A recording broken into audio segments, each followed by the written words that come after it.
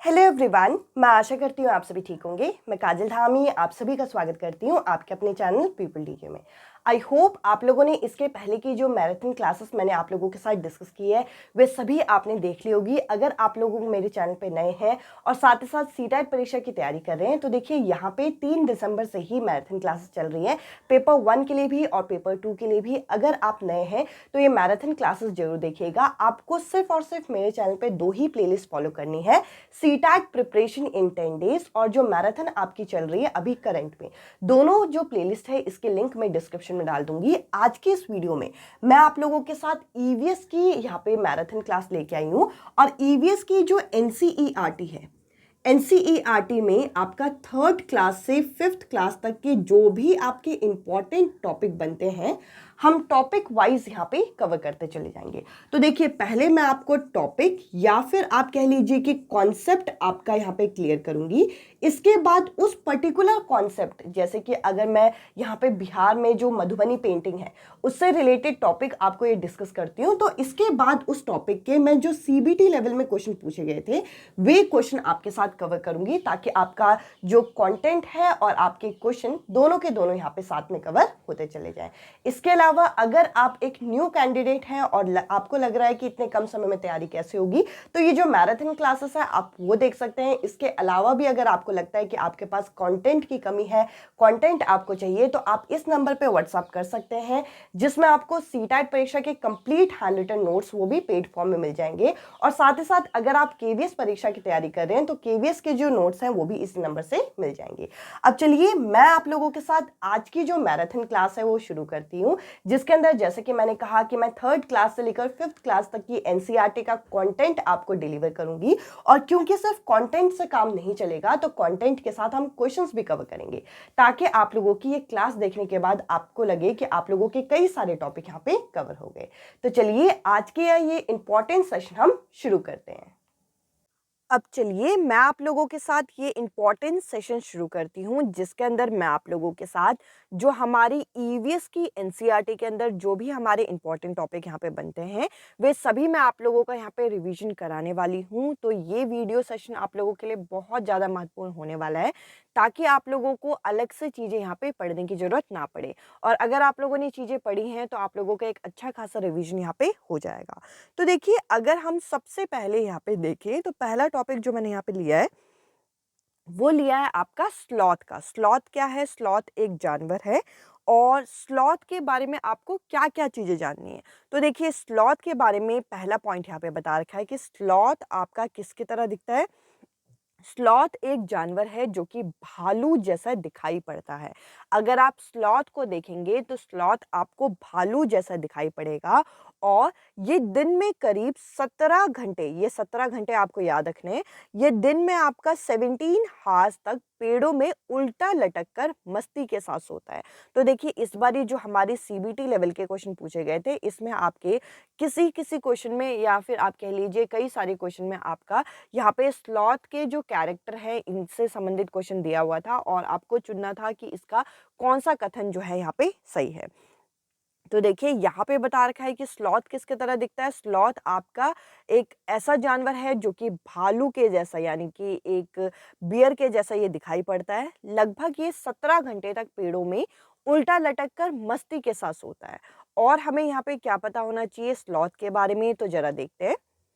तो देखिए यहाँ पे सबसे पहले तो आप एक बार पिक्चर देख लीजिए। अगर आप इस पिक्चर को गौर से देखेंगे तो इसका जो फेस है आपको किसकी तरह दिखाई पड़ेगा? इसका फेस आपको बियर यानी कि भालू जैसा ये दिखाई पड़ेगा। तो देखिए इसको कई बारी भालू से रिकॉग्नाइज किया जाता है, पर ये भालू नहीं होता। ये आपका क्या होता है? ये आपका है स्लॉथ। इसके अलावा यहाँ पे बता रखा है कि ये अपने एंटायर लाइफ जो कि 40 वर्ष का है, यानी कि अपने पूरे जीवन काल जो कि इनका लगभग 40 वर्ष का होता है, उसमें ये लगभग 8 पेड़ ही घूमते हैं, यानी कि आसपास के 8 ट्रीज में ही ये ज़्यादातर इधर-उधर आपका रूम करते हैं, घूमते हैं। और साथ ही साथ जिस पेड़ में रहते हैं उसी पेड़ की लीव्स को खा के ये अपना मतलब अपना फूड जो है ये इंटेक करते हैं। और साथ ही साथ ये लगभग आपका ऐसा माना जाता है कि ये पूरे हफ्ते में केवल एक बार ही ये शौच के लिए यानी कि यूरिन पास करने के लिए ये यहाँ पे पेड़ों से नीचे उतरते हैं। तो कई सारे इंपॉर्टेंट पॉइंट हो गए जो कि आपको स्लॉथ से संबंधित यहाँ पे याद रखने हैं, जो कि आपके पेपर में यहाँ पे पूछे जाते हैं। अब देखिए इसके अलावा अगर हम आगे बढ़े तो यहाँ पे अब हमें डिस्कस करना है यहाँ पे टाइगर के बारे में, यानी कि बाघ के बारे में, जिससे रिलेटेड आपका क्वेश्चन यहाँ पे इसके लक्षण को देख के ये पूछ लिया जाता है कि बाघ से संबंधित कौन सा पॉइंट सही है, कौन सा पॉइंट गलत है। इस तरीके का क्वेश्चन आपका बन जाता है। तो देखिए यहाँ पे अगर मैं गौर करूँ तो टाइगर के बारे में क्या बता रखा है कि टाइगर अपना शिकार यानी कि बाघ अपने शिकार का सही पता किसके द्वारा लगाता है? हवा में एक तरीके से कंपन, जैसे कि वाइब्रेशन से भी इन्हें यहाँ पे कंपन से भी ये पता कर लेता है हवा में कि यहाँ पर इसका शिकार है या नहीं है। और साथ ही साथ हवा से वो कंपन हो रही है या फिर किसी जानवर की वजह से कंपन हो रही है, तो इनका पता भी अपनी मूंछों की मदद से ये लगा लेता है। इसके अलावा यहाँ पे बता रखा है कि इन्हें अंधेरे में भी इन्हें रास्ता पता चल जाता है। इसकी मदद से ये अपने शिकार का सही स्थिति का पता लगा लेते हैं।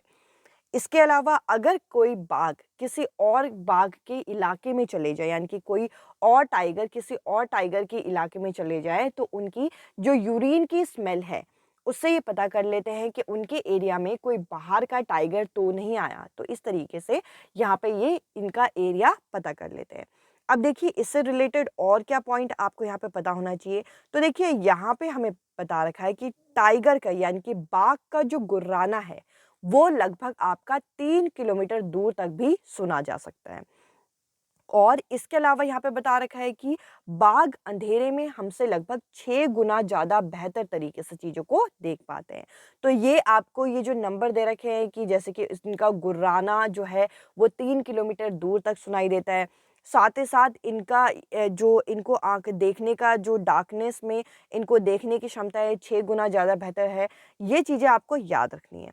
इसके अलावा यहाँ पे बता रखा है कि इनकी सेंस ऑफ हियरिंग यानी कि जो सुनने का इनका जो एक तरीके से हियरिंग का सेंस है वो इतना अच्छा होता है कि अगर कहीं पर घास हिल रहे हैं तो वो ये बता सकते हैं कि ये जो घास है ये हवा से हिल रही है, झाड़ियाँ, या फिर कोई शिकार उसके पीछे छुपा हुआ है। मतलब इतना शार्प तरीके से ये आपका किसी चीज़ के बारे में ये सुन के हमें बता सकते हैं। इसके अलावा देखिए इसके अलावा आप यहाँ पे देख सकते हैं बाघ की इमेज तो आप सभी ने देखी है। बाघ आपका इस तरीके का दिखने वाला एक जानवर होता है और यहाँ पे बोल रखा है कि बाघ के जो कान होते हैं, इनके कान जो है एक यहाँ पे बोल रखा है the year of the tiger can move in different direction, यानी कि बाघ के जो कान हैं ये आपका अलग अलग दिशाओं में घूम सकते हैं और जिससे किस दिशा से आवाज़ आ रही है ये वो सही पता कर सकते हैं। तो इस तरीके से ये अपनी शिकार का सही पता यहाँ पे लगा सकते हैं इनकी सेंस ऑफ हियरिंग से, साथ ही साथ इनकी जो मूंछें होते हैं इनकी मदद से, इनकी जो अंधेरे में देखने की क्षमता है इसकी मदद से। तो इस तरीके से बाघ जो है अपने शिकार का सही पता लगाता है।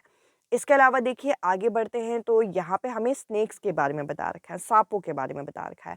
आप देख सकते हैं यहाँ पे 4 अलग-अलग इमेजेस लगी हैं अलग-अलग तरीके के सांप की, जिसमें से आपको यहाँ पे बता रखा है कि लगभग इंडिया में आपके 50 से ज़्यादा आपके जहरीले सांप हैं, जिनमें से 4 ऐसे सांप हैं जो कि सबसे ज़्यादा पॉइज़नस माने जाते हैं। जिनमें सबसे पहले आ जाता है आपका नाग, जिसको हम कोबरा बोलते हैं। इसके अलावा अगला है करेट, जो कि आप यहाँ पे देख सकते हैं। अगला है आपका वाइपर, जिसको हम दिग्बोई के नाम से जानते हैं, और अगला है आपका कफाई। तो ये आपको ये नाम याद रखने हैं। इनसे रिलेटेड कई बारी आपका क्वेश्चन पूछे गए हैं कि इंडिया में पाए जाने वाले पॉइज़नस स्नेक कौन से हैं? तो आपको ये चीज़ पता होनी चाहिए। इसके अलावा भी हम लोगों को स्नेक्स के बारे में कुछ और चीज़ें यहाँ पे पता होनी चाहिए। जैसे कि यहाँ पे बता रखा है कि स्नेक अगर यानी कि सांप के काटने की जो दवाई है वो आपका किससे बनती है? वो आपका सांप के जहर से ही ये सीरम को तैयार किया जाता है। आपने कई बारी मूवी में भी सुना होगा कि सांप के काटे हुए को उसका जो जहर है उसको ठीक करने के लिए सांप का ही जहर यहाँ पे प्रयोग होता है। तो देखिए ये मेडिसिन भी इसी तरीके से तैयार की जाती है। और जो सांप होते हैं, सांप के 2 खोखले दांत होते हैं जिनकी मदद से वे जो ज़हर है वे छोड़ते हैं, तो ये आपको अच्छे तरीके से पता होना चाहिए। साथ ही साथ साँप के बारे में हमें एक और पॉइंट बता रखा है, साँप के कोई बाहरी कान नहीं होते। अगर आपने साँप को देखा है, साँप की इमेज देखी है, तो आपको पता होगा कि उसके कोई कान नहीं दिखाई पड़ते। जब वो ज़मीन में आपका रेंगता है, तो ज़मीन में होने वाले कंपन यानी कि वाइब्रेशन की मदद से ही वे आप अपना जो शिकार है इसका पता लगा पाता है।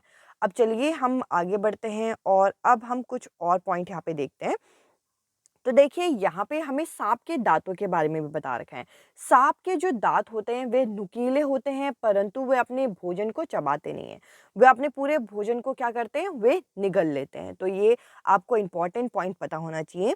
साथ ही साथ यहाँ पे बता रखा है कि सांप कभी यहाँ पे बढ़ना बंद नहीं करता, यानी कि सांप हमेशा आपका ग्रो करते रहता है।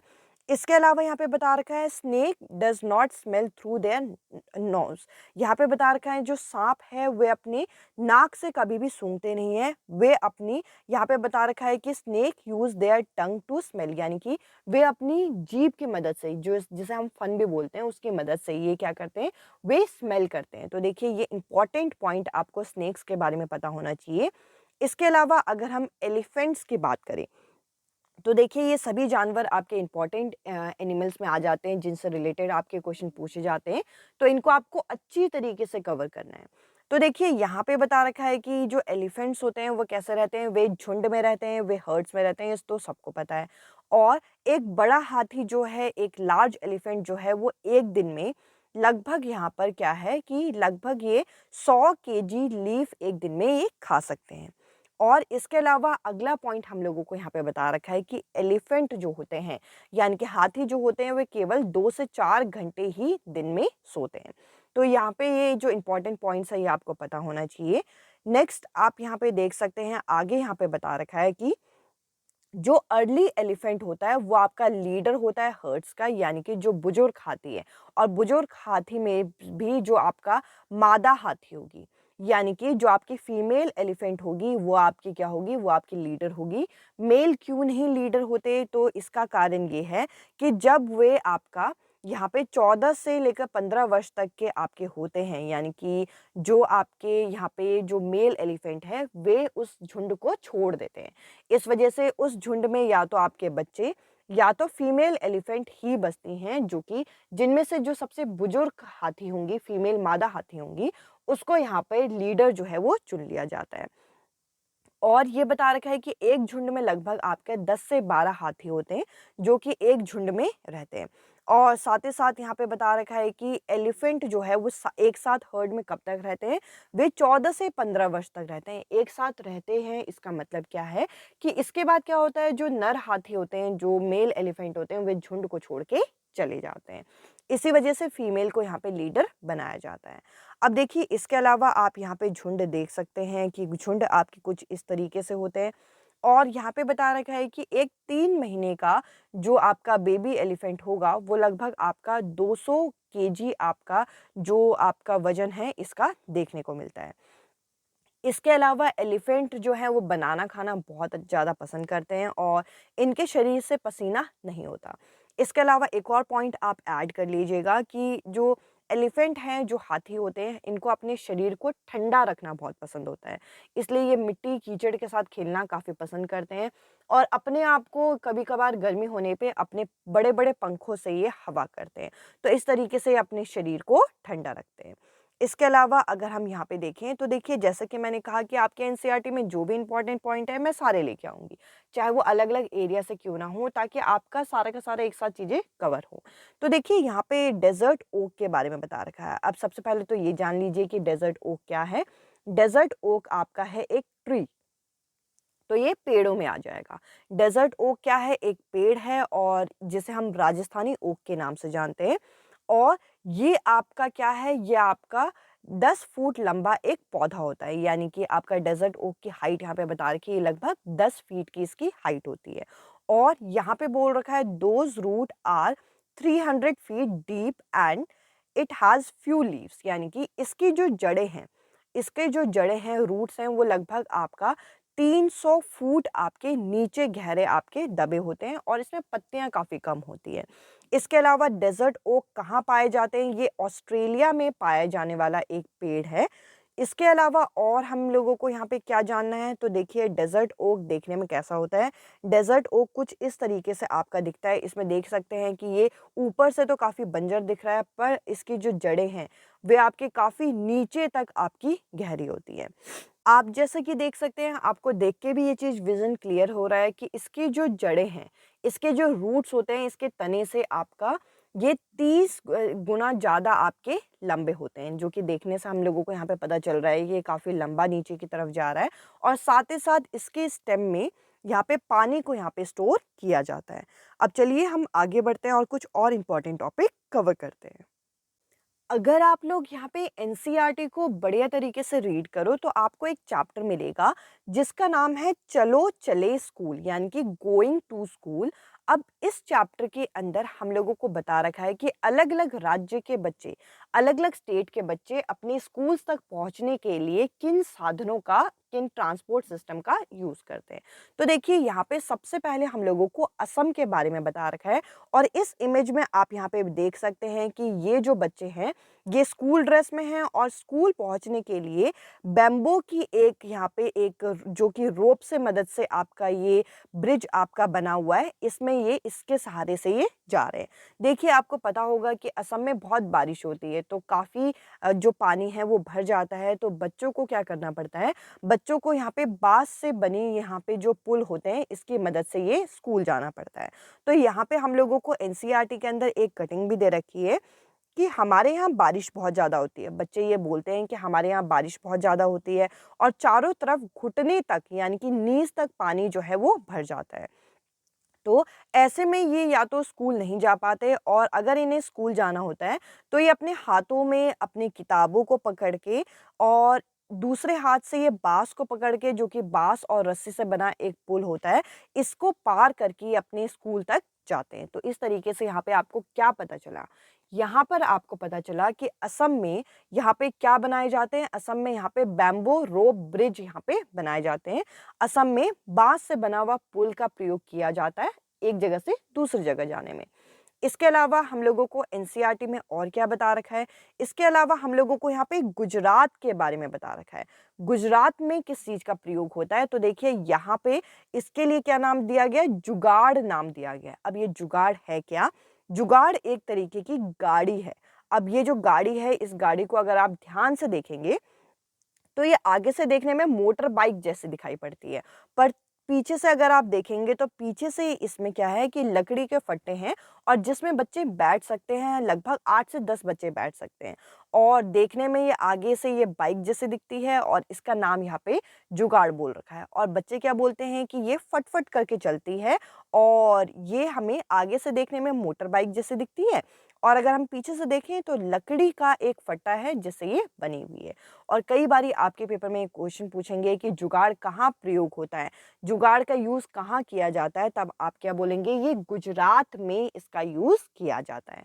अब चलिए हम आगे बढ़ते हैं और अब हम यहाँ पे देखने वाले हैं कि यहाँ पे पहाड़ी इलाके में, अब देखिए यहाँ पे उत्तर की पहाड़ियाँ दे रखी है जिसमें आपके जैसे कि उत्तरांचल हो गया, उत्तर प्रदेश हो गया, उत्तरांचल हो गया, इसके अलावा जो आपकी हिमाचल प्रदेश हो गया, उत्तराखंड हो गया या फिर आप कह लीजिए जम्मू का एरिया हो गया, जहाँ पर आपका क्या है कि जहाँ पर पहाड़ी एरिया है। अब देखिए यहाँ पे आप देख सकते हैं कि कुछ गर्ल्स हैं जो एक दूसरे का हाथ पकड़ के चल रही हैं और साथ ही साथ जहाँ से ये जा रही हैं वहाँ पे बहुत ज़्यादा बर्फ़ है और बर्फ़ में इनके पैर धँसे हुए हैं। तो देखिए यहाँ पे क्या है कि जो पहाड़ी एरिया है स्पेशली वहाँ की ये बात की गई है। तो देखिए यहाँ पे बोल रखा है कि देखो हम कैसे स्कूल जा रहे हैं और यहाँ पे क्या है कि यहाँ पे बच्चे एक दूसरे का हाथ पकड़ के जा रहे हैं और बर्फ़ में इनके पैर दबे हुए हैं। तो देखिए यहाँ पे इन्हें पैदल ही बर्फ़ को पार करके जाना होता है। तो इस तरीके से बता रखा है पहाड़ी एरिया जहाँ पे ज़्यादा बर्फ़बारी होती है। अब देखिए इसके अलावा यहाँ पे क्या है, इसके अलावा हम लोगों को यहाँ पे लद्दाख के बारे में बता रखा है। अब देखिए लद्दाख में क्या प्रयोग किया जाता है, लद्दाख में ट्रॉली का यूज़ किया जाता है। तो देखिए यहाँ पे बोल रखा है कि ट्रॉली लद्दाख में इस्तेमाल होती है और ट्रॉली क्या है, लकड़ी से बना हुआ एक झूला। आप इसको ध्यान से देख सकते हैं कि एक आपकी रस्सी है जिससे आपकी ये ट्रॉली यहाँ पे आपका ये एक तरीके से आगे सरक रही है और ये पुली की मदद से एक एरिया से दूसरे एरिया तक जाती है और इसमें लगभग एक समय में आपके 4 से 5 बच्चे एक जगह से दूसरी जगह पर जा सकते हैं। तो देखिए यहाँ पे बोल रखा है ट्रॉली के बारे में, ट्रॉली से स्कूल पहुँचने के लिए हम रोज़ नदी को पार करते हैं और इसकी मदद से किसको पार किया जाता है? इसकी मदद से नदी को पार किया जाता है। और साथ ही साथ नदी को पार करने के लिए एक मजबूत लोहे की ये रस्सी होती है और जिसमें पुली की मदद से यहाँ पे क्या है कि ये आपकी ट्रॉली सरकती है और इस ट्रॉली में लगभग 4 से 5 बच्चे एक समय में आपका नदी को पार करते हैं। तो देखिए आपसे क्वेश्चन पूछा जा सकता है कि ट्रॉली का यूज़ कहाँ किया जाता है?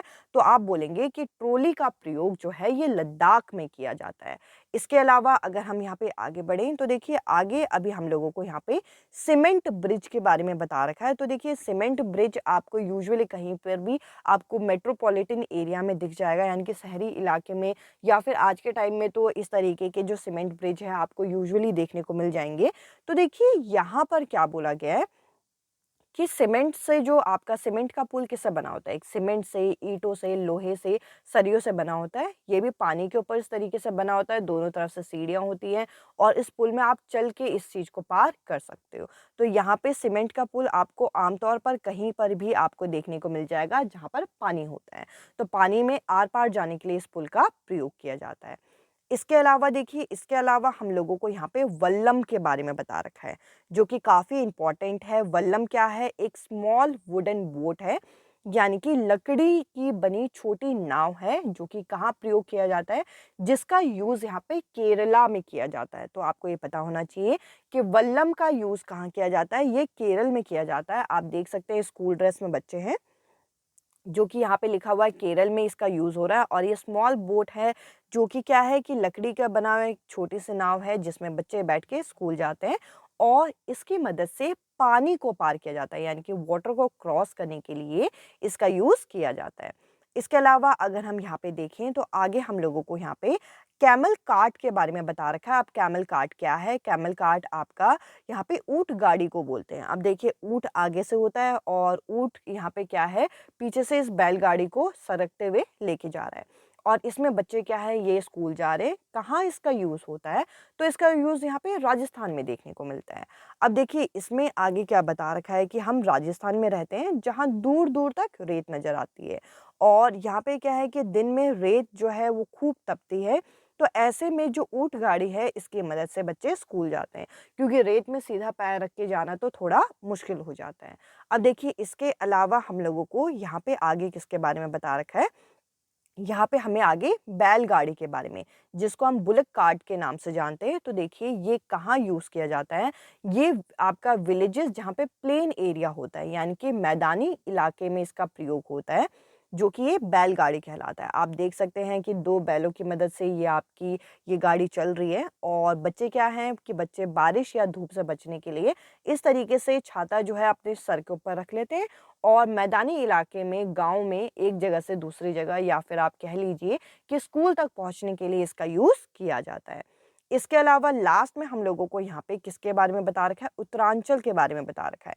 देखिए एक तो है कि जहाँ पर आपकी बर्फ़बारी होती है, वहाँ तो अलग ही है कि बर्फ़ के सहारे उन्हें जाना पड़ता है और दूसरा जो माउंटेन एरिया है, पहाड़ों में बच्चे स्कूल कैसे जाते हैं, जैसे कि उत्तरांचल, उत्तराखंड, यहाँ पे हिमाचल हो गया। तो देखिए यहाँ पे पथरीले रास्ते होते हैं और यहाँ पे ऊबड़-खाबड़ रास्ते होने की वजह से यहाँ पे कोई गाड़ी तो चल नहीं पाती।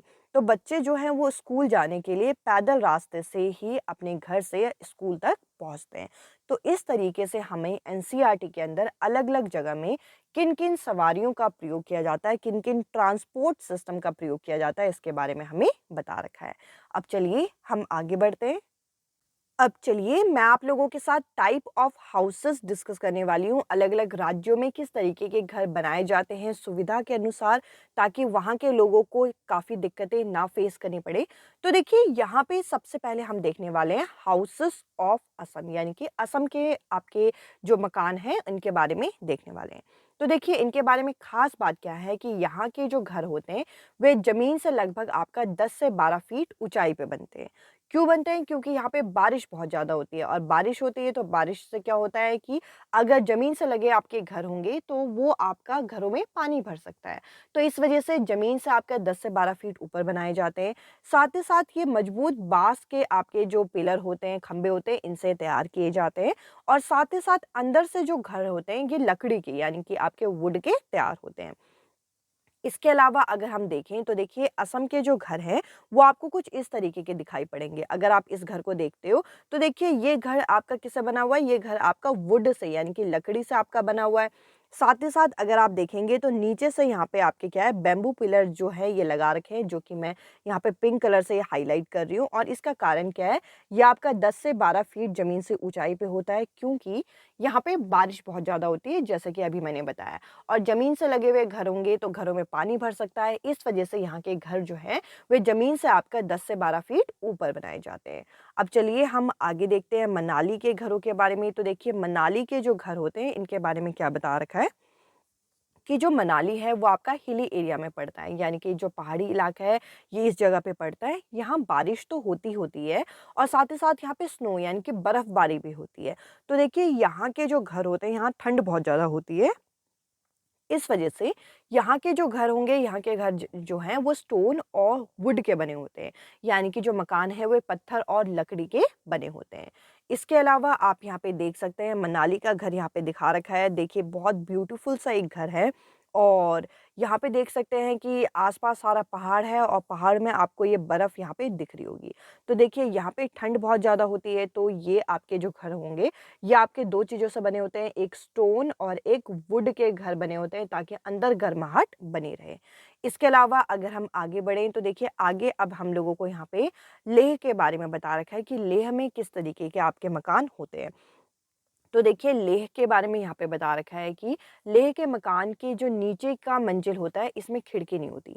तो देखिए यहाँ पे सबसे पहले तो आपको पता होना चाहिए कि लेह के जो मकान होते हैं उसमें आपके 2 फ्लोर होते हैं और 2 फ्लोर में से नीचे वाले फ्लोर जो होता है इसमें आपका क्या होता है, ये यहाँ पे अपनी जो गाय बकरी वगैरह हैं उनको यहाँ पे रखते हैं और क्योंकि ठंड बहुत ज़्यादा होती है तो इसमें ये यहाँ पे खिड़की नहीं रखते। साथ ही साथ यहाँ पे बता रखा है कि जो छत होती है वे मजबूत होती है और वो आपके मोटे यहाँ पे आपके पेड़ों के तनों का इस्तेमाल इनमें किया जाता है। साथ ही साथ जो इनके छत होते हैं वे आपके समतल होते हैं, यानी कि रूफ जो होते हैं इनकी फ्लैट बनाई जाती है। तो ये कुछ पॉइंट है जो आपको पता होना चाहिए। इसके अलावा आप यहाँ पे देख सकते हैं कुछ और पॉइंट यहाँ पे बता रखा है। जो रूफ होती है हाउस की वो भी लेह में वो आपका इम्पोर्टेंट पार्ट मानी जाती है घरों के लिए। और देखिए यहाँ पे बोल रखा है कि समर के टाइम में मतलब गर्मियों के समय में जैसे कि फल सब्जी वेजिटेबल को ड्राई किया जाता है। क्यों? क्योंकि यहाँ पे मतलब एक तरीके से स्टोर किया जाता है, सुखाया जाता है, क्योंकि ठंड के समय में ये सब चीज़ें नहीं मिलती। और कहीं ना कहीं जो ड्राई फ्रूट वगैरह होते हैं वे सर्दियों में गर्माहट लाने का शरीर में काम करते हैं, तो ये गर्मियों से इन्हें जमा कर देते हैं। इसके अलावा यहाँ पे बता रखा है कि जो लेह होता है, लेह में जो पीपल जो होते हैं, लोग जो होते हैं, वो लोअर फ्लोर में आपका सर्दियों में चले जाते हैं। और वैसे तो ये क्या करते हैं, इनके घर जो होते हैं, वे 2 मंजिले के होते हैं और ज़्यादातर क्या करते हैं, नीचे वाले मंजिले में अपनी गाय-बकरी वगैरह रखते हैं। पर सर्दियों में बहुत ज़्यादा ठंड हो जाती है, तो वो खुद भी अपने आप को प्रोटेक्ट करने के लिए, ठंड से बचाने के लिए नीचे वाले फ्लोर में कई बारी चले जाते हैं, ताकि उनको ज़्यादा सर्दी ना लगे। तो देखिए, इनके घरों के बारे में हमें ये बता रखा है। इसके अलावा आप यहाँ पे देख सकते हैं कि लेह के घर किस तरीके से आप देख सकते हैं। ये आपके 2 आपके फ्लोर हैं, 2 मंजिला आपके मकान होते हैं। ऊपर आपको खिड़की वगैरह दिख जाएगी। नीचे जो है वो वहाँ पे कम खिड़की, कम दरवाजे होते हैं ताकि जो गर्माहट है वो बनी रहे। और इस तरीके के घर यहाँ पे लेह में बनाए जाते हैं। इसके अलावा देखिए आगे अगर हम यहाँ पे देखते हैं तो आगे अब हमें यहाँ पे डिस्कस करना है राजस्थान के बारे में। तो देखिए, राजस्थान का नाम लेते ही हम लोगों को इतना पता चलता है कि यहाँ पे बारिश नहीं होती है, यहाँ पे गर्मी बहुत ज़्यादा पड़ती है। तो गर्मी से बचने के लिए यहाँ पे जो मिट्टी के घर होते हैं ये तैयार किए जाते हैं, मतलब मड हाउस तैयार किए जाते हैं।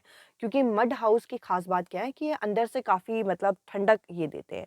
और यहाँ पे बता रखा है कि यहाँ पर जो घरों की जो दीवार होती है वे काफ़ी मोटी होती है ताकि धूप ज़्यादा अंदर ना आए, और उनमें लीपा-पोती करके उसे सुंदर बनाया जाता है। देखिए, लीपा-पोती करने के 2-3 फ़ायदे हैं। उससे कीड़ा भी नहीं लगता और साथ ही साथ क्या होता है, थोड़ा अट्रैक्टिव वो बन जाता है।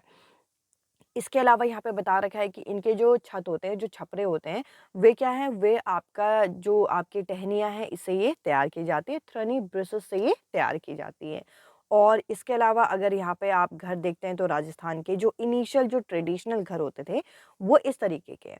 देखिए, अगर इन घरों की खूबसूरती आप देखें तो ये छपरे आपके तैयार किए गए हैं छत की तरफ, जो कि आपका क्या है, जो कि झाड़ियों से तैयार किए गए हैं। नीचे जो है ये आपका मड के हाउसेस है, यानी कि मिट्टी के हाउसेस हैं, जिसको यहाँ पे अच्छा बनाए रखने के लिए इनमें लीपा-पुताई करते रहते हैं, ताकि इनकी एक तरीके से सुंदरता तो कह लीजिए और इनकी जो मजबूती है वे भी बनी रहे। और इनकी ख़ास बात क्या है, ये अंदर से काफ़ी ठंडे होते हैं, तो इतनी गर्मी से ये बचाने में मदद करते हैं। इसके अलावा आप यहाँ पे देख सकते हैं कि कश्मीर की बात करें, तो देखिए कश्मीर के जो मकान हैं यहाँ पे हम लोगों को बता रखा है, कश्मीर में ज़्यादातर आपका क्या है, कश्मीर में ज़्यादातर आप अगर जाएँगे तो वो टूरिस्ट एरिया है और वहाँ पर आपको बोट हाउस देखने को मिलेंगे। और जो बोट हाउस होते हैं वे लगभग आपके 80 फीट के लंबे होते हैं और 8-9 फीट आपके चौड़े होते हैं। और यहाँ पे हम लोगों को बता रखा है कि जो आपके बोट है, जैसे कि डाल लेक हो गया, झेलम रिवर हो गया, ये आपका श्रीनगर में पाए जाते हैं, जो कि काफ़ी ज़्यादा अच्छा टूरिस्ट स्पॉट माने गए हैं। तो ये आपको यहाँ पे याद रखना है कि कश्मीर में आपके बोट हाउसेस होते हैं। और आप यहाँ पे देख सकते हैं ये जो बोट हाउसेस हैं, इसके कुछ सुंदर से इमेजेस आपको यहाँ देखने को मिलेंगे। इनमें लोग रहते भी हैं और साथ ही साथ यहाँ पर ये एक अच्छा खासा टूरिस्ट स्पॉट माना जाता है। इसके अलावा अगर हम यहाँ पे आगे बढ़ें तो देखिए यहाँ पे बोल रखा है कि जो बोट हाउस होते हैं यहाँ पे, उसके अंदर जो आपका डिज़ाइन होता है उसे यहाँ पे ख़त्म बंद के नाम से जाना जाता है। और कश्मीर में यहाँ पे बोल रखा है जो विंडो होती है हाउसेस में, वो आपके बाहर की तरफ फेस करती है, जिनको क्या नाम दिया गया है, जिनको डब नाम दिया गया है। तो यहाँ पे ये ख़त्म बंद, डब, ये शब्द अगर आपके पेपर में पूछे गए तो आपको पता होना चाहिए ये आपके जो कश्मीर में जो हाउस बोट है उनके ये डिज़ाइन और उनकी यहाँ पे खूबसूरती को ये चीज़ बताता है। अब देखिए, अब मैं आपके साथ यहाँ पे कुछ डांस फॉर्म यहाँ पे डिस्कस करना चाहती हूँ, और साथ ही साथ अगर आप लोगों को सीटेट परीक्षा के कंप्लीट हैंड रिटन नोट्स चाहिए, तो आप इस नंबर पे यहाँ पे व्हाट्सएप कर सकते हैं। साथ ही साथ इस नंबर पे व्हाट्सएप करके जब आप नोट्स के लिए आप यहाँ पे मैसेज करेंगे, तो आपको नोट्स के साथ-साथ आपको टेलीग्राम ग्रुप का एक पेड आपका जो ग्रुप बनाया गया है स्पेशली सीटेट के लिए, इसका भी लिंक आपको प्रोवाइड हो जाएगा। वैसे तो एक मेरा मेन चैनल है ही यहाँ पे टेलीग्राम में पीपल टीचर करके, पर स्पेशली जो पेड कैंडिडेट हैं उनके लिए ये टेलीग्राम ग्रुप यहाँ पे बनाया गया है। इसके अलावा ये ग्रुप मैंने आज ही फॉर्म किया है, तो ऐसे सभी कैंडिडेट जिन्होंने नोट्स ले लिए हैं और जिनके पास मेरा नंबर सेव नहीं था, वो मैसेज कर सकते हैं, और ऑलमोस्ट तो सभी वहाँ पे ऐड हो ही गए हैं और ऐड हो रहे हैं। जिनके पास मेरा व्हाट्सएप नंबर था उनको स्टेटस के थ्रू ये लिंक मिल गया है, और बाकी अगर आप नोट्स लेते हैं तो आपको इन फ्यूचर ये लिंक मिल जाएगा। अब देखिए यहाँ पे आपको यहाँ पे चिराव डांस के बारे में बता रखा है। तो चिराव जो डांस फॉर्म है, ये आपका कहाँ आपका यूज़ किया जाता है, ये आपका मिज़ोरम का आपका एक अच्छा खासा एक फ़ेमस डांस फॉर्म माना जाता है। और यहाँ पे बोल रखा है कि यहाँ पे मिज़ोरम में जब पके फसल जब घर में आपके तैयार होते हैं, तो आपका जब जो फसल है वो पक के तैयार होते हैं, तब जाके ये आपका चिराव डांस ये किया जाता है, मतलब इस तरीके का एक फेस्टिवल मनाया जाता है, तब जाके इस डांस फॉर्म को यहाँ पे लोग डांस करते हैं। इसके अलावा आप यहाँ पे देख सकते हैं कि फसल के पकने पे ये आपका एक तरीके से फेस्टिवल सेलिब्रेट किया जाता है, और यहाँ पे देख सकते हैं कि चिराव डांस इस तरीके का होता है, एक स्पेशल कॉस्ट्यूम होती है जिसको पहन के लोग इस चीज़ को सेलिब्रेट करते हैं। साथ ही साथ यहाँ पे हम लोगों को बता रखा है कि इन द चिराव डांस यहाँ पे 2 आपके पीपल जो होते हैं वो एक तरफ फेस करते हैं, और यहाँ पे बोल रखा है कि बैम्बू स्टिक का प्रयोग किया जाता है जो कि ग्राउंड में वो बीट करते रहते हैं। तो इस तरीके से इस डांस फॉर्म को यहाँ पे पूरी तरीके से डांस किया जाता है, मतलब बेसिकली सेलिब्रेट किया जाता है। अब देखिए यहाँ पे हम लोगों को ये बोल रखा है कि बिहू फेस्टिवल के बारे में, कि बिहू फेस्टिवल क्या है? बिहू फेस्टिवल जो है ये असम में सेलिब्रेट किया जाता है। और ये कब सेलिब्रेट किया जाता है? जब चावल की जो फसल है इसकी कटाई चल रही होती है। और यहाँ पे हम लोगों को बोल रखा है कि बिहू फेस्टिवल में, जब बिहू फेस्टिवल के दौरान यहाँ पे क्या किया जाता है, यहाँ पे बेला घर यहाँ पे बनाया जाता है। अब देखिए यहाँ पे एक घर बनाया जाता है जो कि बाँस का होता है, जिसमें बैठ के जो राइस कल्टीवेट हुआ है उसको पका के ये सब इकट्ठा एकत्रित होके खाते हैं। और इस तरीके से इस बिहू फेस्टिवल को सेलिब्रेट किया जाता है। और बिहू फेस्टिवल को जब सेलिब्रेट करते हैं तो वहाँ की एक स्पेशल जो ट्रेडिशनल ड्रेस है वो ये है। इसको पहन के ये आपका डांस करते हैं, साथ में बेला घर में बैठ के ये जो राइस कल्टीवेट हुआ है, राइस जो आपका यहाँ पे फसल जो पकी है उसको यहाँ पे पका के ये खाते हैं। तो इस तरीके से इस फेस्टिवल को यहाँ पे सेलिब्रेट किया जाता है। इसके अलावा आप यहाँ पे देख सकते हैं कि यहाँ पे जो सेवा राइस है ये यहाँ पे बनाया जाता है रात में, और ये एक पैन में कवर करके बनाना लीफ में इनको दिया जाता है। इस फेस्टिवल के दौरान यहाँ पे जो वुमेन है वो पट और मूगा करके जो इनका कॉस्ट्यूम होता है वो पहनती हैं, जैसा कि आप यहाँ पे देख सकते हैं। मैंने अभी आपको ये पिक्चर में ये दिखाया था कि इनकी ये पर्टिकुलर कॉस्ट्यूम होती है जो ये पहनते हैं, और इस तरीके से ये अपना फेस्टिवल जो है ये सेलिब्रेट करते हैं। अब देखिए यहाँ पे हमें अगले फेस्टिवल के बारे में बता रखा है कि ये है आपका पोंगल। अब देखिए पोंगल फेस्टिवल में पोंगल का आपका जो लिटिल मीनिंग है वो है स्प्लिटिंग ओवर, यानी कि यहाँ पे क्या किया जाता है, यहाँ पे जब आपका ये किस लिए रखा गया है, because of the tradition of boiling rice in the pot, यानी कि यहाँ पे पॉट में ये ना राइस को बॉईल करते हैं, तो इस वजह से पॉट में राइस को बॉईल करते हैं और उसमें बॉईल होता है, इसलिए इसका नाम पोंगल रखा गया है।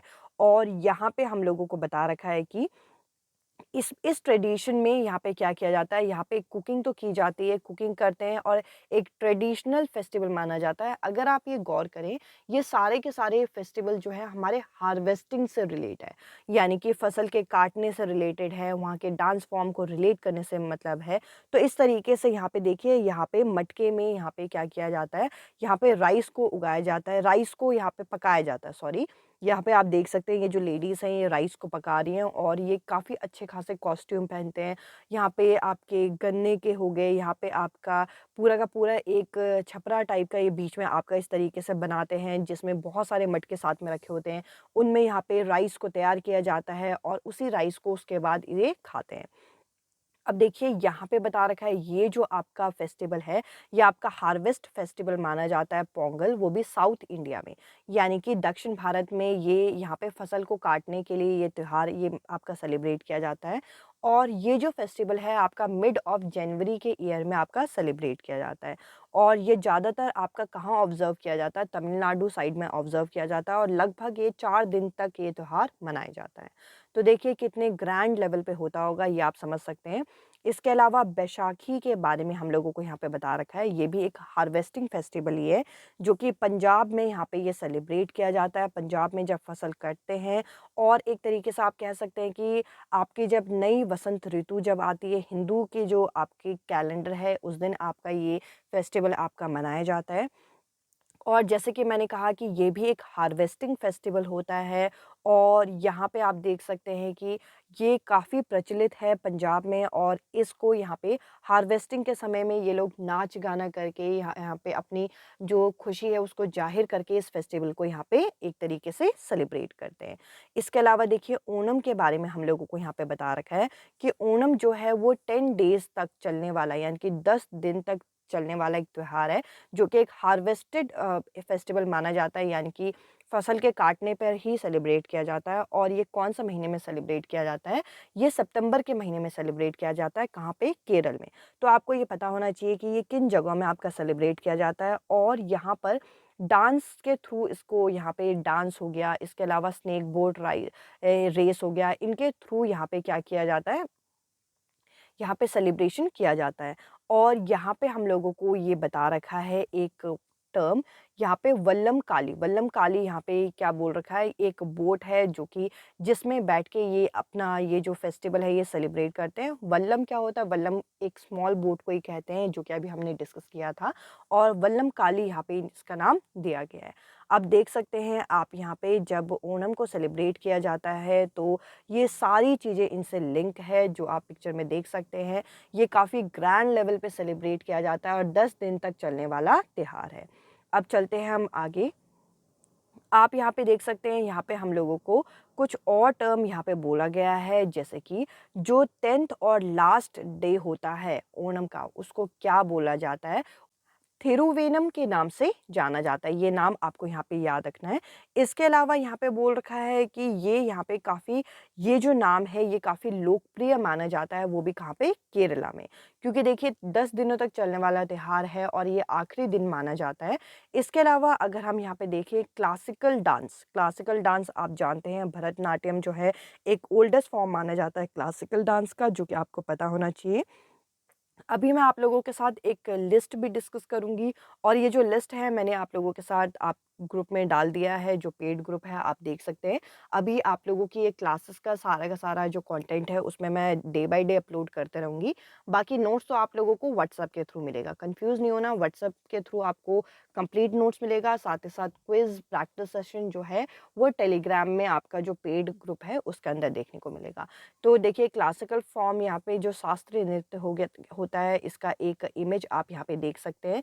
इस तरीके से डांस फॉर्म होता है। साथ ही साथ यहाँ पे क्लासिकल डांस की अगर हम बात करें तो तमिलनाडु जो है वो आपका काफ़ी ज़्यादा यहाँ पे एक फेमस जगह मानी जाती है जहाँ पे क्लासिकल डांस होता है, और साथ ही साथ उड़ीसा में जो आपकी उड़ीसी है ये भी एक यहाँ पे क्लासिकल डांस के लिए इंडियन स्टेट एक फेमस इंडियन स्टेट मानी जाती है। तो देखिए आपको क्लासिकल डांस कहाँ-कहाँ होता है, कौन-कौन से स्टेट में कौन-कौन सा डांस फॉर्म है, ये आपको यहाँ पे याद रखना है। अब चलिए हम आगे बढ़ते हैं और कुछ और इम्पोर्टेंट कंटेंट को कवर करते हैं। अगर आप एनसीईआरटी की अच्छे से रीडिंग करते हैं तब आपको यहाँ पे पता चलेगा कि हमें अलग-अलग जगह में कौन-कौन से फूड खाए जाते हैं, इससे संबंधित भी हमारे यहाँ पे टॉपिक दिए गए हैं। और बहुत ही बेहतरीन तरीके से क्लास 3rd की किताब के अंदर हम लोगों को एक कॉन्वर्सेशन के दौरान हमें ये चीज़ें यहाँ पे बताई गई है, जो कि मैं आपके साथ यहाँ पे डिस्कस कर रही हूँ। तो देखिए ये जो बच्ची है ये कह रही है कि मैं कहाँ रहती हूँ? मैं हांगकांग में रहती हूँ। तो देखिए हांगकांग के बारे में बता रखा है और यहाँ पे बोल रखा है कि मेरी माँ यानी कि मैं और मेरी जो मदर हैं वो यहाँ पे स्नैक्स खाना बहुत ज़्यादा पसंद करती हैं, और स्नैक्स के लिए यहाँ पे बता रखा है कि इनके फूड को क्या बोला जाता है? लिंग हू फैन। तो देखिए आपसे पूछा जा सकता है कि लिंग हू फैन जो है ये किस जगह पे खाया जाता है, तब आप बोलेंगे ये हांगकांग में खाया जाता है। और ये किस चीज़ की डिश है? ये आपका फिश की एक डिश मानी जाती है। इसके अलावा देखिए अगर आप आगे बढ़ते हैं तो देखिए ये जूनी नाम की ये जो बच्ची है ये कहाँ रहती है? ये कश्मीर में रहती है और कश्मीर के बारे में बताती है। यहाँ पे बोलती है कि ये I like fish cooked in mustard oil. ये कहती है कि मुझे फिश जो मस्टर्ड ऑयल में कुक है वो मुझे बहुत ज़्यादा पसंद है, और एक बार मैं गोवा गई थी तब वो कहती है कि मैंने एक अलग तरीके की फ़िश खाई, तो मेरी मम्मी ने मुझे बताया, मेरी मदर ने मुझे बताया है कि ये एक सी फ़िश है जो कि कोकोनट ऑयल में यहाँ पे बनाई गई है। तो देखिए यहाँ पे हमें 2 चीज़ें पता चली। एक तो कश्मीर में किस तरीके का फूड बनता है, कश्मीर में जो फ़िश बनती है वो मस्टर्ड ऑयल में बनती है। जबकि गोवा में जो फ़िश बनती है वो सी फ़िश होती है जो कि आपकी कोकोनट ऑयल में ये तैयार की जाती है। तो ये छोटे-छोटे पॉइंट जो है आपके पेपर में बड़े-बड़े क्वेश्चन बन जाते हैं। इसके अलावा अगर हम यहाँ पे आगे बढ़ें तो देखिए आगे यहाँ पे केरला का एक लड़का है थॉमस, जो कि यहाँ पे इनके बारे में बताता है। अब ये कहता है कि मुझे यहाँ पे 2 चीज़ें खाना बहुत ज़्यादा पसंद है और दोनों के दोनों मेरे पीछे जो घर के पीछे जो डॉकयार्ड है यानी कि गार्डन है वहाँ पे मिल आपका उग जाता है। और यहाँ पे बोल रखा है one grow on a tall tree, यानी कि एक जो है काफ़ी ऊँचे पेड़ में उगता है और एक जो है अंडरग्राउंड उगता है। तो देखिए यहाँ पे क्या चीज़ बता रखी है, एक तो यहाँ पे बता रखा है कि ये क्या चीज़ें पसंद करता है, ये टैपियोका पसंद करता है। टैपियोका क्या है? जो आपके जो शकरकंदी होती है, जो आपकी जो स्वीट पोटैटो होती है उसी को कहते हैं। और दूसरा कोकोनट, देखिए कोकोनट काफ़ी ऊँचाई में उगता है और जो शकरकंदी होती है टैपियोका वो नीचे की तरफ उगती है और उसे दोनों का मिक्सर करके जो करी बनती है उसे वो चीज़ पसंद है। तो यहाँ पे आपसे क्वेश्चन पूछा जा सकता है कि टैपियोका कहाँ पे उगता है? तो देखिए टैपियोका आपका केरला का एक डिश माना जाता है जो कि क्या है जिसे हम शकरकंदी के नाम से जानते हैं। इसके अलावा अगर हम आगे बढ़ें तो देखिए ये तो पूरे चैप्टर की पीडीएफ है, जो इम्पोर्टेंट चीज़ें हैं मैं आपके साथ कवर करती हूँ। अगर आप एनसीईआरटी को पढ़ते हैं तो देखिए यहाँ पे ब्रेल स्ट्रिप के बारे में हमें बता रखा है। वो भी क्लास 3 की जो एनसीईआरटी है उसके अंदर हमें बता रखा है। तो देखिए ये आपका किसने डिस्कवर की थी? ये लुइस ब्रेल ने डिस्कवर की थी और हुआ क्या था कि एक्सीडेंटली उनकी जो आईसाइट है वो चली गई थी। तो उन्हें बुक रीडिंग में बहुत ज़्यादा दिक्कत होती थी। तो इस चीज़ को ओवरकम करने के लिए उन्होंने क्या किया, एक ब्रेल स्ट्रिप बनाई जिसके अंदर कितने डॉट थे, ये क्वेश्चन आपका कई बारी पूछा गया है, जिसके अंदर एक स्ट्रिप में आप यहाँ पे देख सकते हैं कि उसमें आपके 6 यहाँ पे डॉट थे और ये जो डॉट थे ये ज़मीन से उभरे हुए थे और इनको टच करके, फ़ील करके आप बता सकते हैं कि कौन-सा शब्द, कौन-सा लेटर यहाँ पे यूज़ किया गया है। तो ब्रेल स्ट्रिप के बारे में क्वेश्चन पूछा जाता है, तो ब्रेल स्ट्रिप किसके द्वारा डिस्कवर की गई है? ये इन्हीं के नाम पे रखा गया, लुइस ब्रेल, और इसके अंदर कितने डॉट होते हैं? ये आपके 6 डॉट होते हैं।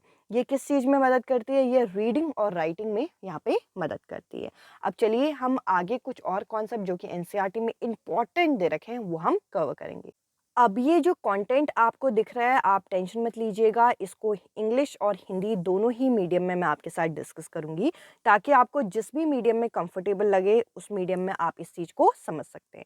तो देखिए यहाँ पे अगर मैं आपसे बात करूँ तो देखिए, यहाँ पे सबसे पहले हम मधुबनी पेंटिंग के बारे में देखने वाले हैं। बहुत इंपॉर्टेंट है, बहुत सारे क्वेश्चन यहाँ पे पूछे जाते हैं। तो देखिए मधुबनी पेंटिंग की खास बात क्या है कि ये बिहार के डिस्ट्रिक्ट में आपका ये पेंटिंग तैयार की जाती है। और यहाँ पे क्या है कि ये यहाँ पे क्यों आपका तैयार की जाती है, जैसे कि कोई फेस्टिवल हो या फिर कोई अच्छा ओकेजन हो, तो यहाँ पे इस तरीके की पेंटिंग यहाँ पे बनाई जाती है। और इस पेंटिंग को बनाने के लिए क्या खास आपका यूज़ किया जाता है, तो यहाँ पे लिखा हुआ है, these painting are made up of paste of powdered rice, यानी कि चावल का पेस्ट बना के इस पेंटिंग को यहाँ पे तैयार किया जाता है, जिसको कलर के साथ मिक्स किया जाता है। और ये जो कलर है ये भी आपका एक स्पेशल तरीके से तैयार किए जाते हैं, जैसे कि इंडिगो यानी कि नील, जो कि काफ़ी अच्छा ब्लू कलर माना जाता है, टर्मरिक यानी कि हल्दी, हल्दी से पीला कलर हो गया। इसके अलावा फ्लावर और ट्रीज से यहाँ पे कलर लिए जाते हैं। और इस पेंटिंग के अंदर क्या चीज़ें बनाई जाती हैं? इस पेंटिंग के अंदर ह्यूमन बीइंग हो गए, इंसान हो गया, एनिमल हो गया, ट्री हो गया, फ्लावर, बर्ड, फिश, ऐसे बहुत सारे एनिमल्स को तैयार किया जाता है। आप यहाँ पे देख सकते हैं, इसी चीज़ को यहाँ पे हिंदी में भी हमें बता रखा है कि मधुबनी क्या है। मधुबनी एक यहाँ पे बिहार में एक जिला है, इसका नाम यहाँ पे रखा गया है। और क्योंकि यहाँ पे मधुबनी नाम की चित्रकला यहाँ पे होती है। और ये चित्रकला कब बनाई जाती है? जैसे कि त्योहार हो गए, खुशी के मौके हो गए, वहाँ पे घर के दीवारों में, आंगन में इसके चित्र बनाए जाते हैं। चित्र किस तरीके के बनते हैं आप यहाँ पे ये देख सकते हैं।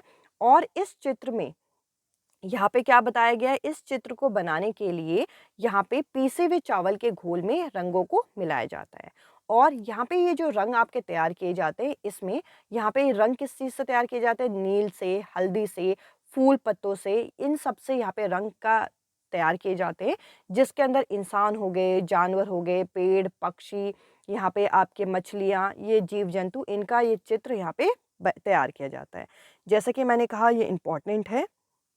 इसके अलावा देखिए यहाँ पे अब हम डिस्कस करेंगे पश्मीना वूल के बारे में, जो कि आपका बहुत ज़्यादा इम्पोर्टेंट हो जाता है और इसी स्लाइड को मैं हिंदी में भी डिस्कस करूँगी। तो देखिए यहाँ पे बता रखा है, it is believe that pashmina shawl is as warm as 6 sweater, यानी कि ये बिलीव किया जाता है, ये माना जाता है कि जो पश्मीना शॉल है वो लगभग 6 स्वेटर के बराबर गर्मी देती है, जबकि ये उतनी ज़्यादा मतलब मोटी नहीं होती, काफ़ी थिन होती है।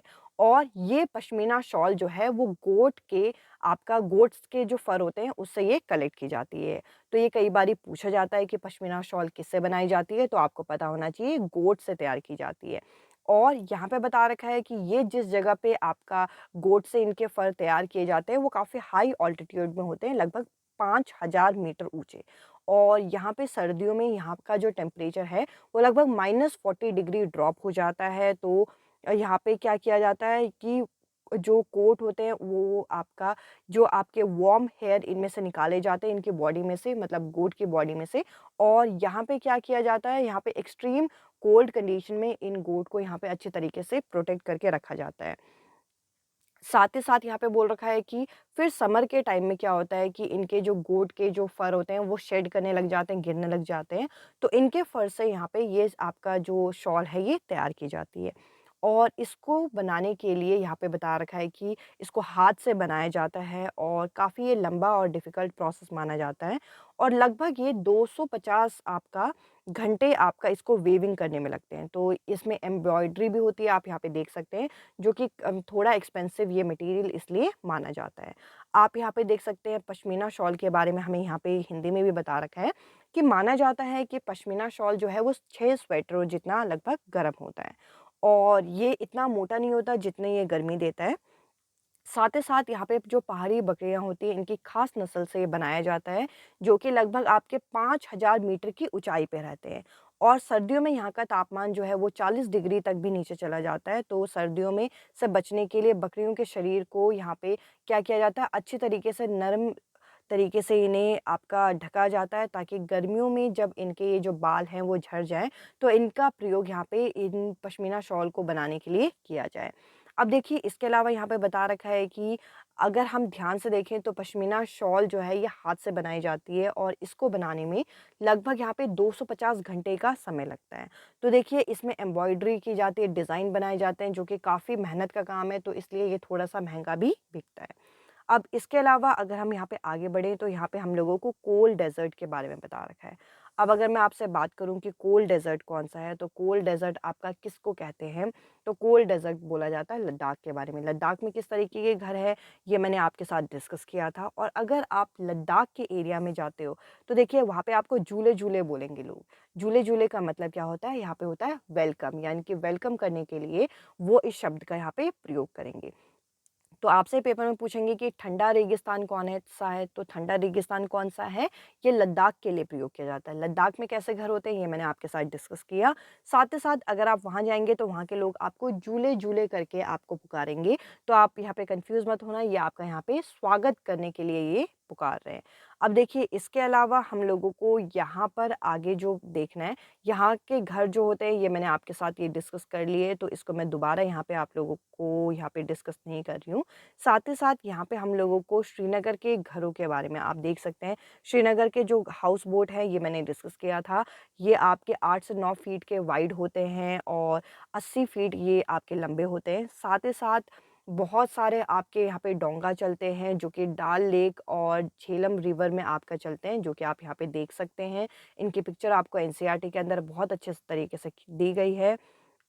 इसके अलावा यहाँ पे बता रखा है कि जो आपके हाउस बोट होते हैं उसमें आपके खत में बंद होते हैं, यानी कि इस तरीके के डिज़ाइन होते हैं, जो कि जिगसॉ पज़ल की तरह यहाँ पे दिखते हैं।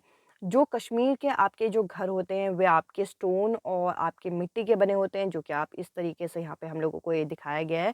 और यहाँ पे हम लोगों को इसके बारे में बता रखा है कि यहाँ के जो विंडो होते हैं, यानी कि जो हाउस बोट के विंडो होते हैं वो बाहर की तरफ उभरे होते हैं, और जिसको क्या किया गया है, जिसको यहाँ पे डब कहा गया है। और साथ ही साथ जो आपके यहाँ पे ओल्ड हाउसेस हैं, वो आपके स्टोन, ब्रिक और वुड के बने हुए हैं, और इनके जो दरवाजे और खिड़कियों में जो डिज़ाइन होते हैं, इनको यहाँ पे क्या कहा गया है? इनको यहाँ पे मेहराब कहा गया है। अब देखिए यही आपकी स्लाइड सारी की सारी यहाँ पे हिंदी में हैं। आपको हिंदी में समझ में आए तो आप हिंदी में पढ़ सकते हैं कि श्रीनगर के जो हाउस बोट हैं, वह आपके 80 फीट तक लंबे हैं और 8 से 9 फीट तक ये चौड़े होते हैं। साथ ही साथ जो आपके यहाँ पे जो झेलम और आपके डाल लेक है, यहाँ पे आपके ये एक तरीके से क्या चलते हैं, यहाँ पे ये डोंगा यहाँ पे प्रयोग किए जाते हैं, और डोंगा देखने में कुछ ऐसे होते हैं। इसके अलावा हम लोगों को यहाँ पे बता रखा है, ये जो हाउस बोट होते हैं इनके अंदर खत में बंद इस तरीके से यहाँ पे जिगसॉ पज़ल की तरह ये डिज़ाइन बने होते हैं। और साथ ही साथ यहाँ पे जो आपके कश्मीर में जो आपके गाँव होते हैं उनमें आपके पत्थर से आपके घर बनाए जाते हैं, पत्थर और मिट्टी का प्रयोग करके, जो कि घर इस तरीके से यहाँ पे दिखाए गए हैं।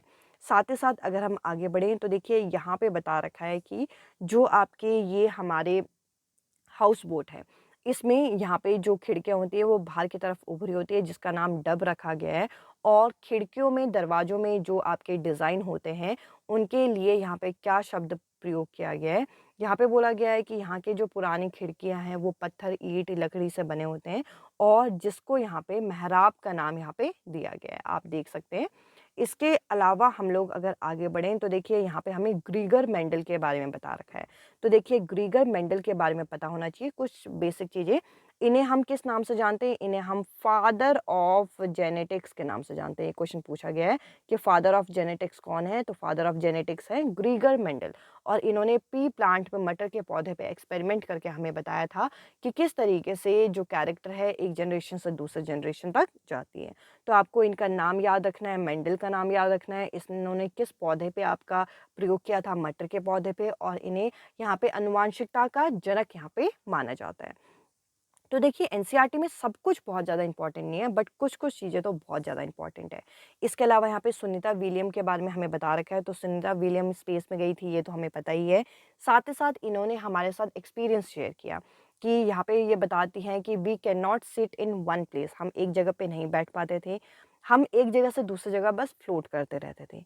इसके अलावा यहाँ पे बता रखा था इन्होंने कि पानी भी एक जगह पे नहीं टिकता था, पानी भी बबल्स की फॉर्म में एक जगह से दूसरी जगह आपका फ्लोट करता रहता था। अगर हमें पानी को पकड़ना होता था तो हम गीले कपड़े की मदद से अपने शरीर को, अपने फेस को पोंछते थे।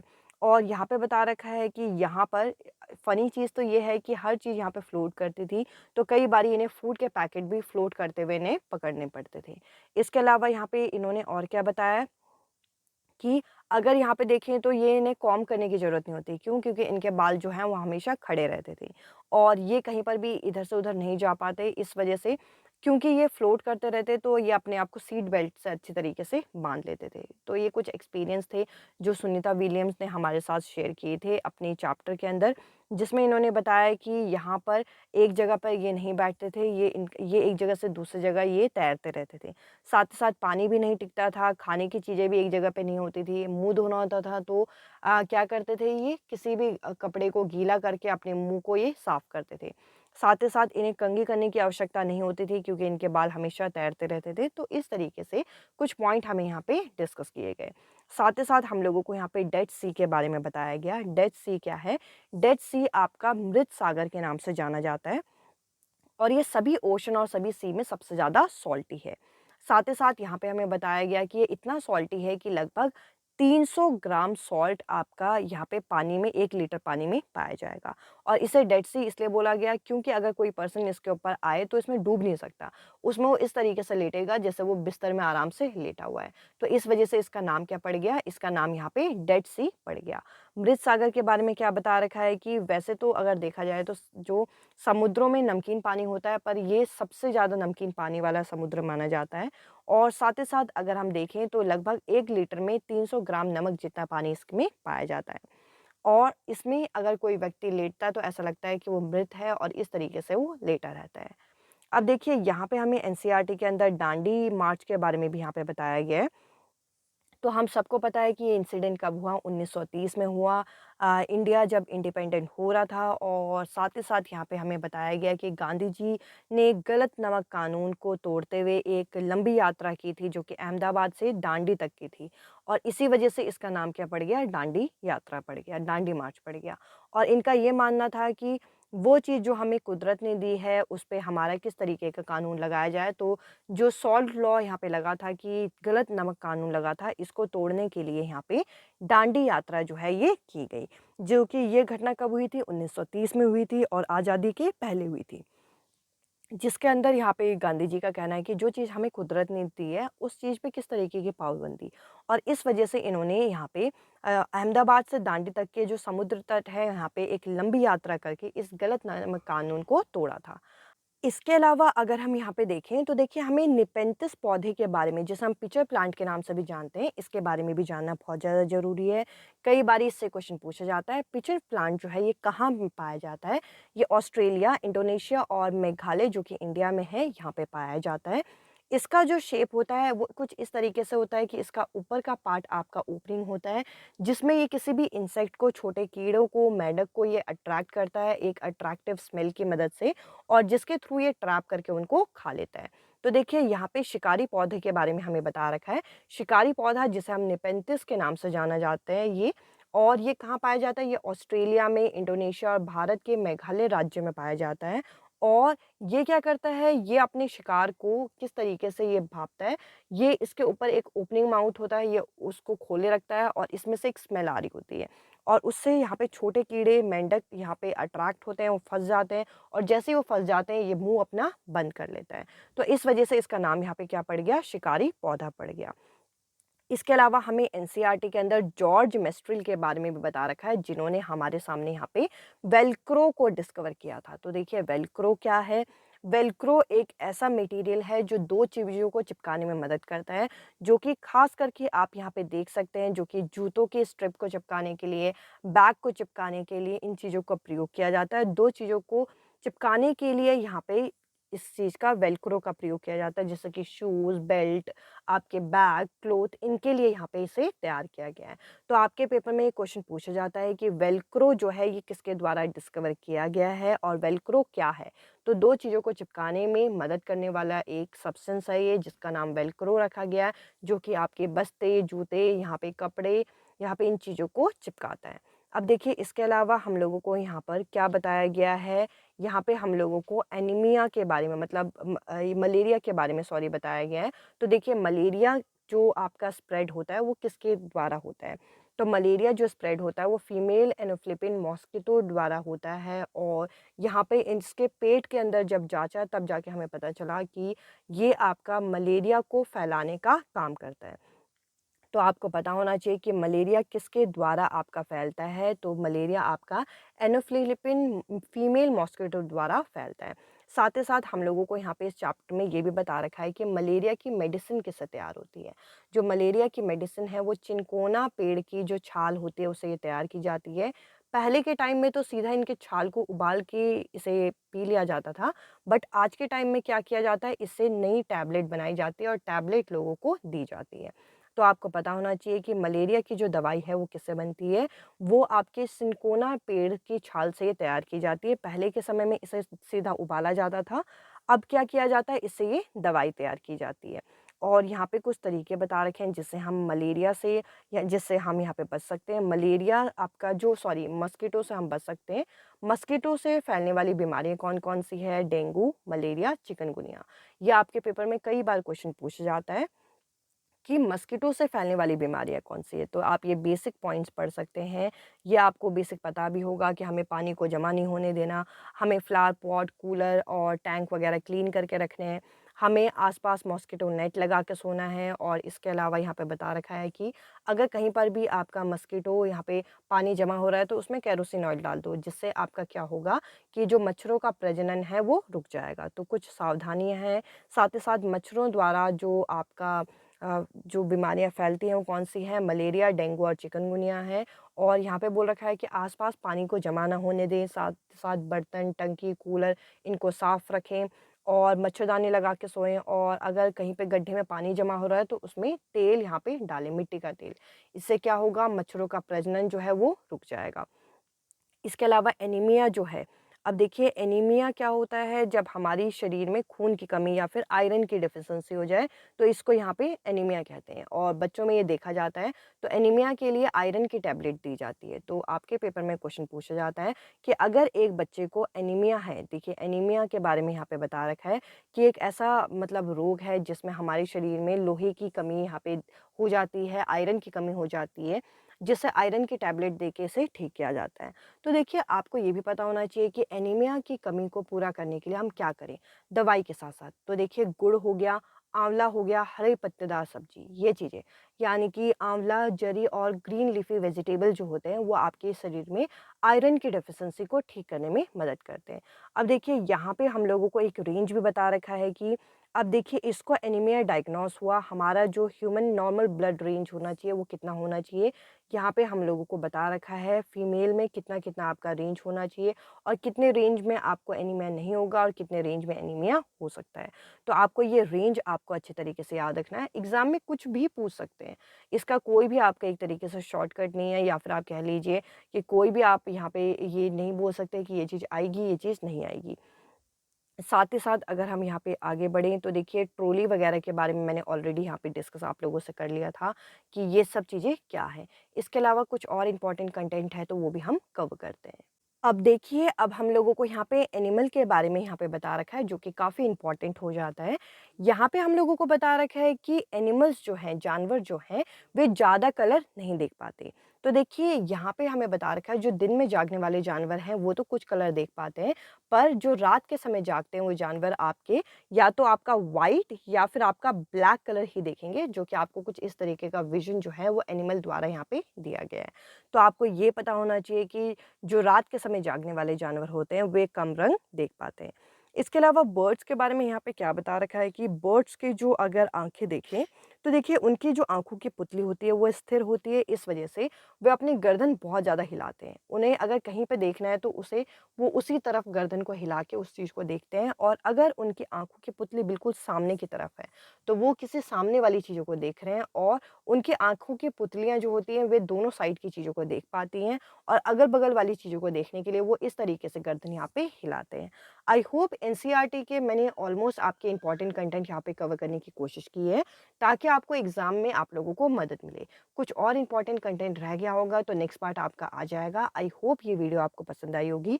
सीटेट परीक्षा के कंप्लीट हैंड रिटन नोट्स चाहिए तो आप इस नंबर पे आप व्हाट्सएप कर सकते हैं 9411997591 पे। इस नंबर पे आपको सीटेट परीक्षा के पेड नोट्स और साथ ही साथ टेलीग्राम पेड ग्रुप का लिंक भी आपको मिल जाएगा। इस वीडियो में इतना ही। अब मैं आपसे मिलती हूँ अगली वीडियो में अगले टॉपिक के साथ। Bye bye, take care.